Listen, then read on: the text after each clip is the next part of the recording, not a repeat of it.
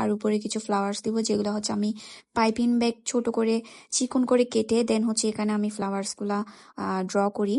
তো আপনারা দেখতে পাচ্ছেন আমি ফ্লাওয়ার্সগুলা কিভাবে ড্র করতেছি। এই তো ফ্লাওয়ার্সগুলো দেওয়ার পর আমি এখানে মাঝখানে যে জিনিসটা বসানোর মেইন যে জিনিসটা ছিল, এটা হচ্ছে একটা ব্রাইডের, যেটা হচ্ছে মেহেদি দিয়ে বসেছিল, তো এটা বসাই দিব। এই জিনিসটা বসানোর পর কেকটার লুকসটাই চেঞ্জ হয়ে গেছে, তাই না? আর হ্যাঁ, আপনাদের সাথে একটা ভিডিও শেয়ার করি। এই জিনিসটা হচ্ছে আমার একটা পেজ থেকে পাঠানো হয়, যেটা হচ্ছে টপার্স অ্যান্ড কো।